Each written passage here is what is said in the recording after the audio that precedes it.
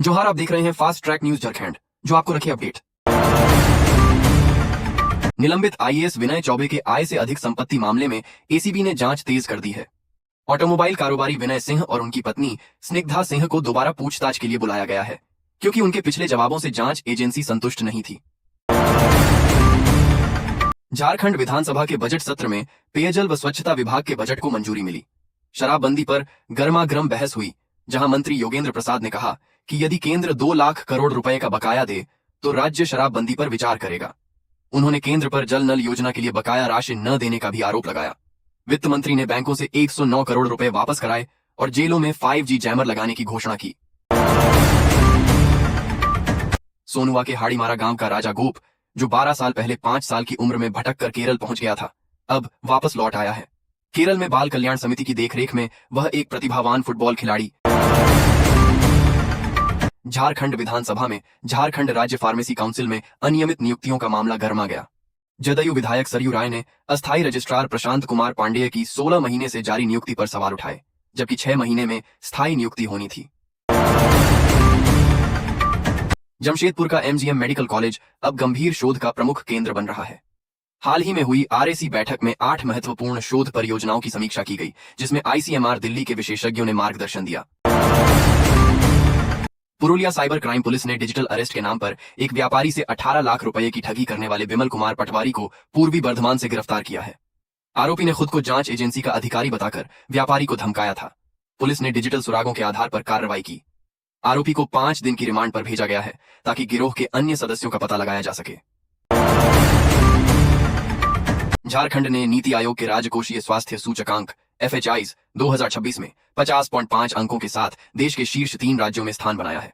मुख्यमंत्री हेमंत सोरेन के नेतृत्व में राज्य ने वित्तीय अनुशासन और विकासपरक नीतियों के कारण यह उपलब्धि हासिल की।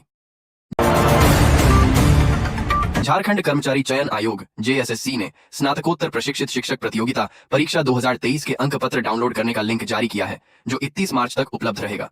वहीं झारखंड हाईकोर्ट के आदेश पर JPSC ने बताया कि झारखंड एलिजिबिलिटी टेस्ट जेट 2024 29 मार्च को होगी।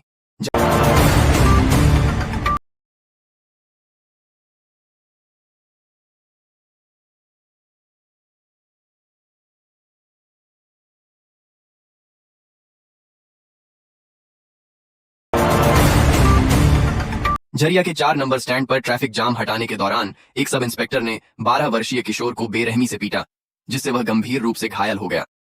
इस घटना से स्थानीय लोग आक्रोशित हो गए और पुलिस के खिलाफ नारेबाजी की। चरही इलाके में एक दिल दहला देने वाली सड़क दुर्घटना हुई है।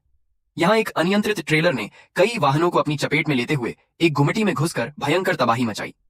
इस हादसे में 2 लोगों की मौत हो गई, जबकि 8 लोग गंभीर रूप से घायल हो गए। घटना इतनी भयावह थी कि मौके पर मौजूद लोग इसे देखकर कांप उठे। भारतीय राष्ट्रीय कांग्रेस की प्रमुख नेता सह राष्ट्रीय प्रवक्ता सुप्रिया श्रीनेत शनिवार को प्रगतिशील महिला सम्मान समारोह में हिस्सा लेने के लिए रांची पहुंची। मांडर विधानसभा के बेडो प्रखंड के बारीडीह मैदान में महिला दिवस के उपलक्ष्य में शनिवार को आयोजित प्रगतिशील महिला सम्मान सम्मेलन में भाग लेने आईं।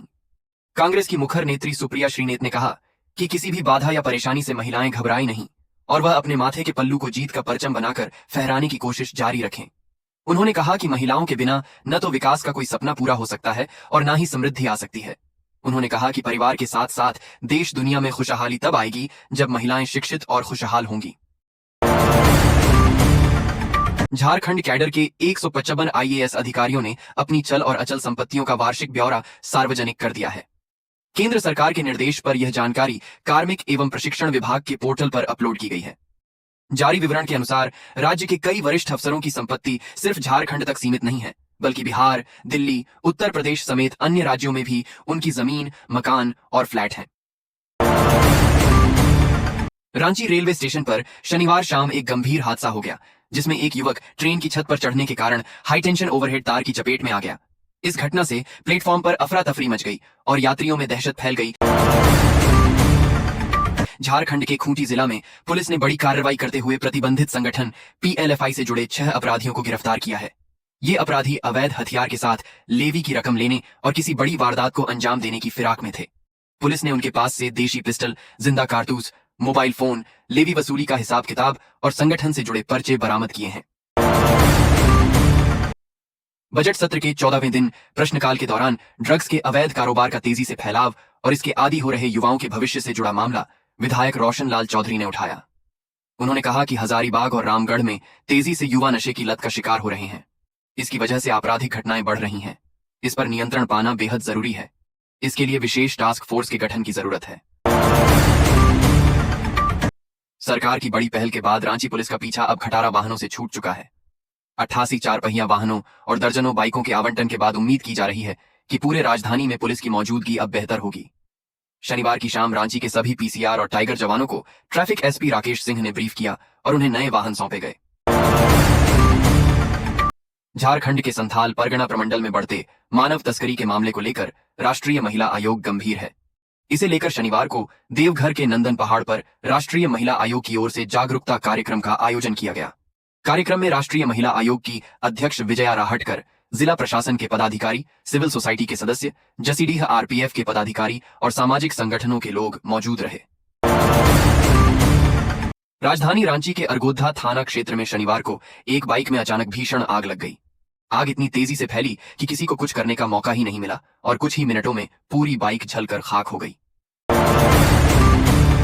रामगढ़ जिला में रामगढ़ थाना क्षेत्र के गोरियारी बाकी इलाके में उस समय हड़कंप मच गया जब लोगों ने एक महिला को बच्चा चोर होने के शक में पकड़ लिया।